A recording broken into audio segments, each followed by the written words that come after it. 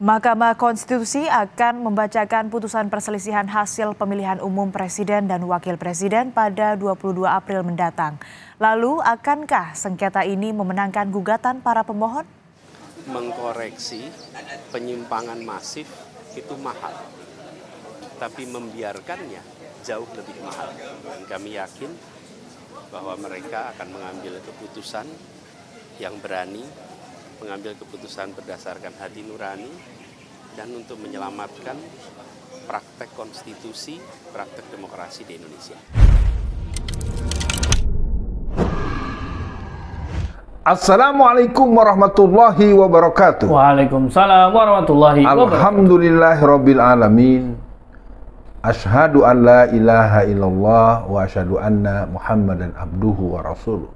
Pemirsa, kita jumpa menjelang detik-detik, detak-detak sejarah negara Indonesia berdaulat. Entah apa yang akan keluar dari keputusan vonis daripada sidang Mahkamah Konstitusi hari Senin tanggal 22 April menurut jadwal pembukaan sidang jam 9 pagi. Entah bagaimana Bung kameramen memulai dibacain beritanya. Ya, Bu Alfian, alhamdulillah syuting kembali. Mudah-mudahan Bu Alfian tetap sehat dalam kondisi atmosfer politik yang tidak sehat.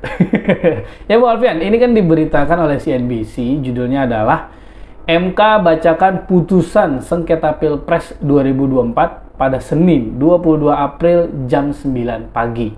Nah, ini apa optimisme Bu Alfian detik ini? Silakan Bu Alfian. Pengalaman telah membuktikan bahwa kita selalu anti klimaks. Kita terlalu sering ujung-ujungnya anti klimaks, ujung-ujungnya prank, ujung-ujungnya nihil, ujung-ujungnya tapi bohong. Nah, ini mungkin buat pemirsa tentu skeptisisme, antipati dan bentuk-bentuk hopeless lah ya, begitu meluas. Tapi saya melihat kalau kita mengikuti seluruh proses-proses persidangan maupun kemudian datang 44 satuan pendampingan hukum, ya, Bung kameramen disebut itu istilahnya apa kalau bisa nyebut itu lupa. Amicus. Pokoknya itu pendampingan hukum itu ada dari 44 satuan komunitas yang terus bertambah. Dan memang menurut pengakuan humas daripada Mahkamah Konstitusi, tidak semuanya dibaca. Mungkin mereka melihat ada kesamaan konten, ada irisannya, tapi intinya itu punya daya ini tersendiri. Yang kedua, bahwasanya memang kesalahan yang dipersoalkan itu terlalu fatal. Kalau Betawi bilang nongtot, terlalu nongtot. Jadi artinya untuk sampai kepada bentuk menolak keseluruhannya juga akhirnya menjadi pertaruhan dari para hakim-hakim itu. Dengan tidak disertakannya Paman Gibran, kelihatannya ada energi keberanian yang muncul. Walaupun kita mengikuti beberapa perkembangan, ada yang katanya diancam tembak, ada yang katanya yang mendapatkan intimidasi dengan pendekatan-pendekatan dan cara-cara yang bervariasi. Yang jelas saya sebagai orang yang lama dalam pergerakan secara nasional sangat percaya bahwa Pak Soehartoyo dan sekitar 5-6 orangnya yang bersama dengan dia akan lebih melihat bahwa keputusan Mahkamah Konstitusi adalah tingkat kesungguhan kita untuk merawat Indonesia. Begitu Bung kameramen. Ya, Bung Alfian, tentu kita kalau melihat ke belakang, kita kan yang Bung Alfian sampaikan tadi seringnya di-prank, dikalahin, ya gitulah kira-kira. Nah kan insya Allah nanti malam ada istighosyah ya di tempatnya Habib Rizik. Itu minimal menjadi ikhtiar kita. Semoga ya minimal kalaupun hasilnya tidak baik menurut kita, mudah-mudahan baik menurut Allah. Kira-kira gitu nyenengin hatinya. Tapi Bu Alfian, bagaimana Bu Alfian merespon dua kemungkinan? Kalau kemungkinan bahasa gampang ya 01 dan 03 dimenangkan Bu Alfian, artinya kan itu antara didiskualifikasi Prabowo Gibran atau Gibrannya saja, atau kemungkinan kedua yang dimenangkan 02. Ini gimana Bung Alfian merespon dua kemungkinan tersebut? Yang pertama sebetulnya harus dibaca bahwa opsinya menurut para ahli hukum, ahli tata negara itu 3 atau 4, Bung Kameramen. Opsi 3 ada 4. Yang pertama, bahwa memang akan terjadi hal yang selama ini telah membuat kita ya kecewa lah ya.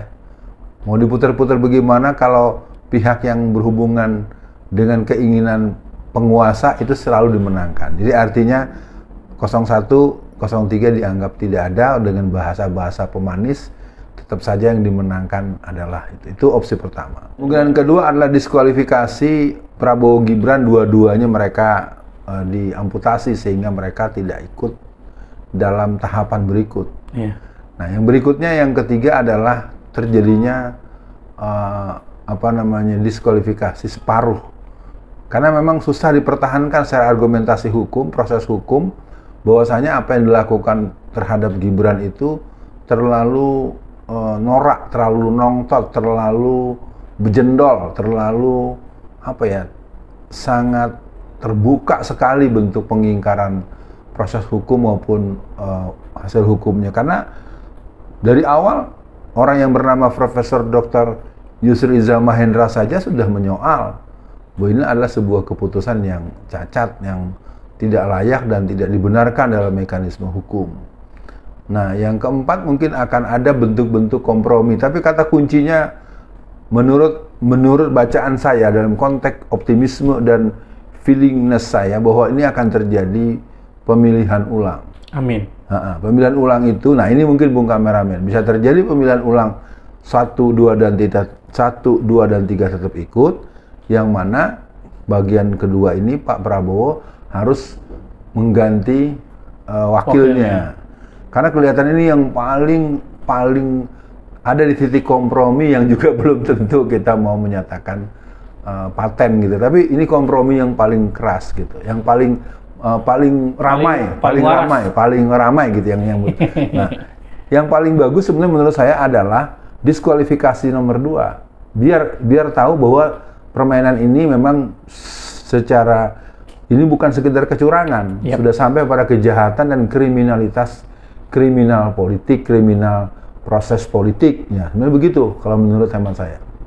Nah, dengan demikian maka akhirnya akan terjadi kompetisi antara 01 dengan 03. Nah, setelah itu terjadi keputusan yang sampai kepada bentuk adanya pemilihan ulang, maka harus segera ada kepastian bahwa ketua KPU-nya bukan yang bersangkutan. Betul. Karena daftar laporan terbaru yang dari luar negeri itu kan juga tidak mungkin mengemuka di media kalau tidak ada alat bukti dan bukti-bukti yang menguatkan untuk sebuah bentuk yang disebut dengan pelecehan yang titik-titik itu kan sudah dipersoalkan, dan itu betul-betul pengacaranya juga menghindar menyebut inisial, tapi kan dengan dia muncul dalam bentuk wawancara berarti ini menandakan ketua KPU harus dipecat.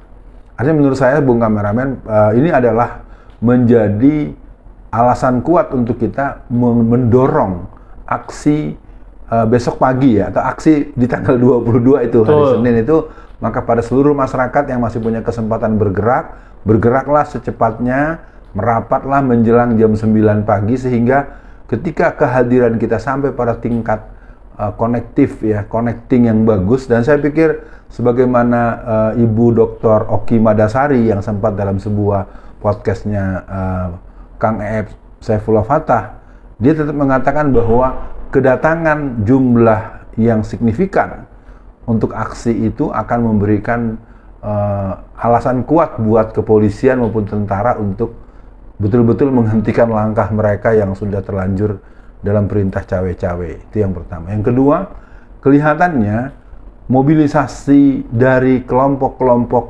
01 dengan jaringan yang ada sangat kuat. Saya melihat kemarin siang saya masih di Solo.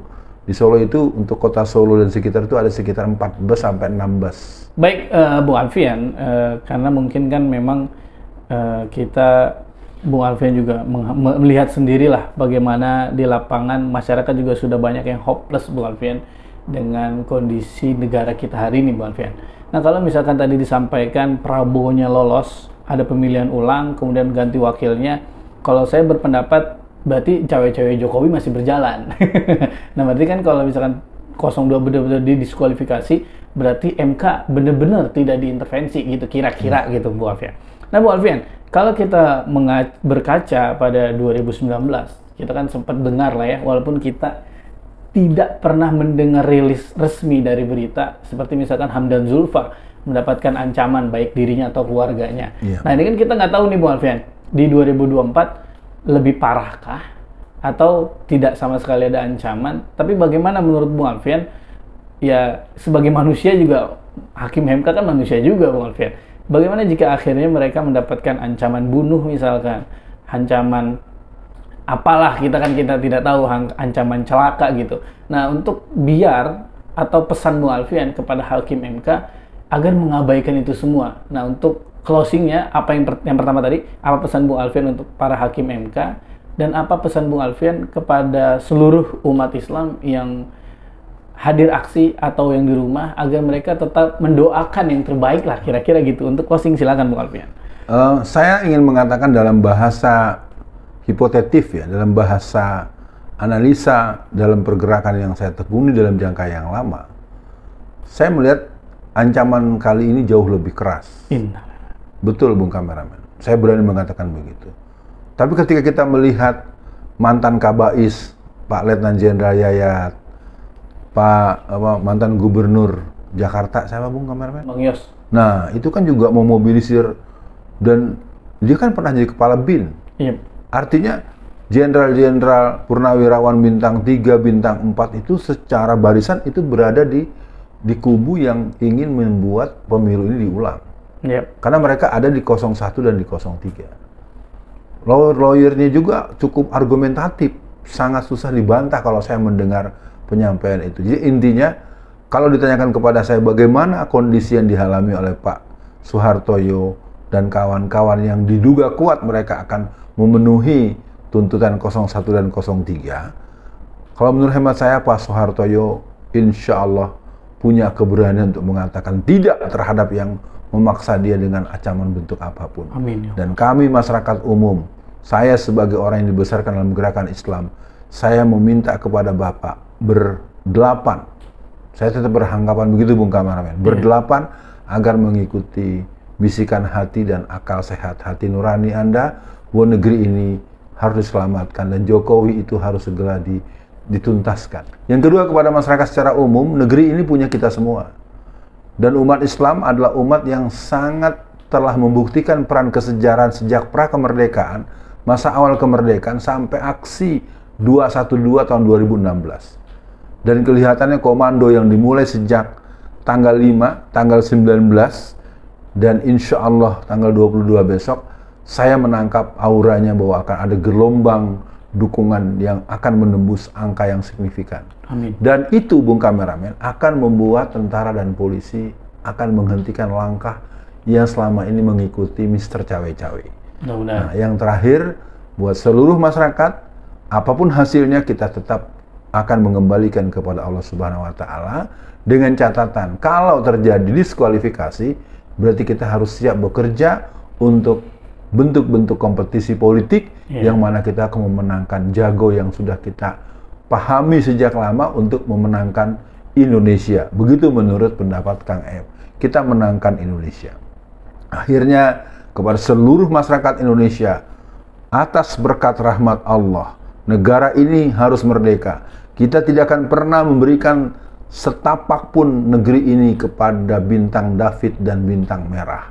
Walaupun mereka terus bersikukuh, kita buktikan negeri ini diisi oleh patriot-patriot yang berkeadilan sosial bagi seluruh rakyat Indonesia, yang berjiwa peri kemanusiaan dan siap untuk menjaga negeri ini menjadi negara yang berdaulat atas lindungan Allah Subhanahu wa Ta'ala. Assalamualaikum warahmatullahi wabarakatuh. Waalaikumsalam warahmatullahi wabarakatuh.